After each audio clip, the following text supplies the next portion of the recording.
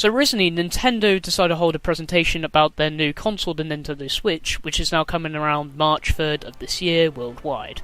And I've got some stuff to say about it.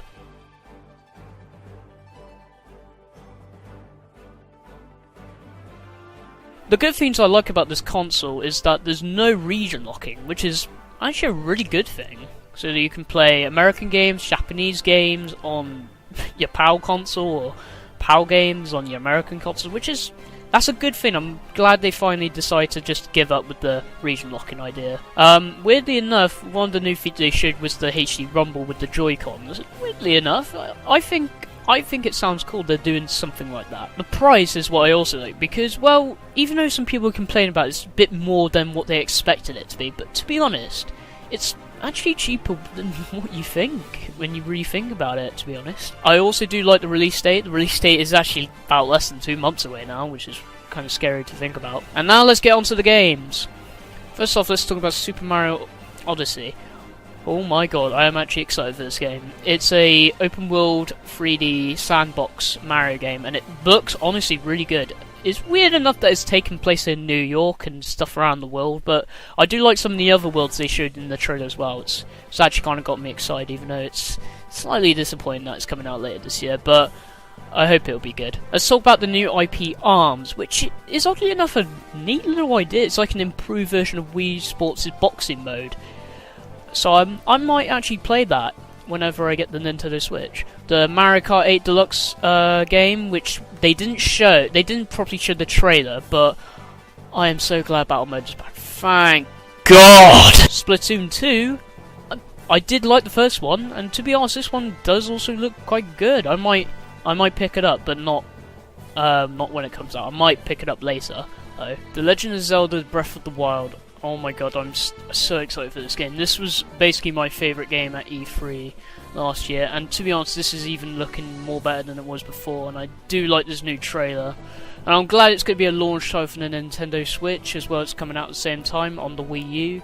So, yeah, I actually can't wait to play this. It looks quite emotional. It just looks amazing, to be honest. I just can't wait to play it. And finally, I'm going to talk about another game which is a launch title for the Nintendo Switch, which is 1-2-Switch, which is something to do with the HD Rumble effect, where it's like a mini-game, kind of party game, and at the moment it's going for about 60 quid on Amazon. No, it doesn't look like it's worth buying it. I think it's better if they'd put this as a bundle with the Nintendo Switch like they did with Wii Sports and Nintendo Land for the Wii U. You know, that makes sense. And also some of the third-party games like Skyrim, Minecraft, and Project Sonic 2017, and maybe even FIFA, even weirdly enough. But wow, I honestly can't wait for these some of these games to come out. Now let's talk about the things that I'm actually okay with, which people consider to be the really bad thing. Which I can see why. I can see why. First of all, we'll do the battery life thing.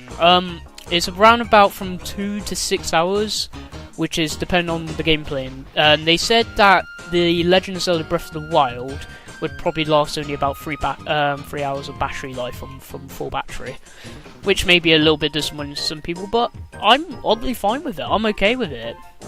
It doesn't really bother me too much.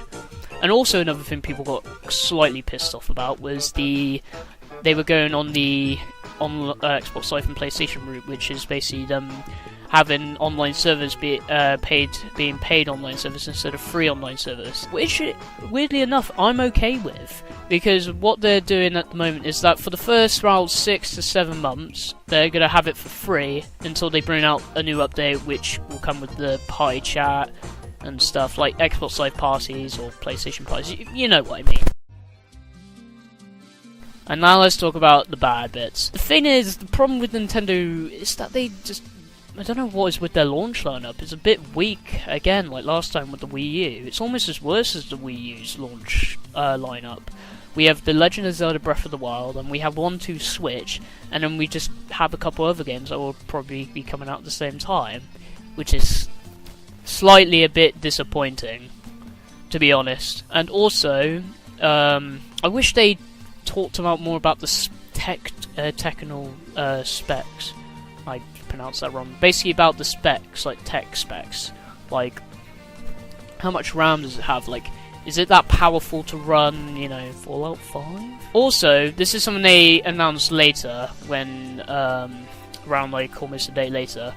The storage, for the Nintendo Switch is going to be about 32 gigabytes. That's a bit of a bad thing when you think about it, but I don't know how that's going to work, because like most games nowadays are going to be, they're usually from 60 to 120 gigabytes. That's a lot of space, so I don't know how Nintendo's going to pull that off. Probably with some magic, I'm not sure, to be honest. And the last thing I didn't think what was good about the presentation, there was no Mother 3. Now the question is, will I get this console? Yes, I will, but not at the launch, not at launch. I want to wait a bit, see if it actually does hold up. I really do want Nintendo to do well with this new console. So hopefully they'll fix a couple of the other things, including one thing, which affects us YouTubers from doing Nintendo content and getting paid for it, unless we sign up to the program, which I won't. But honestly, I do hope hopefully this console does pretty well, because it honestly does look like a really good console with a neat idea, and like hopefully the launch lineup will fix a bit by the time the console's almost out. I do genuinely hope so. But that's really all my thoughts about the presentation, apart from the slight bad translation. But ayo, look, I'm not letting that disappoint me. But anyways, I hope you do enjoy this unscripted, yes, unscripted, Nintendo Switch presentation thoughts. Definitely not one of the best presentations, but definitely a good presentation. So until next time, guys, I will see you guys later. Bye.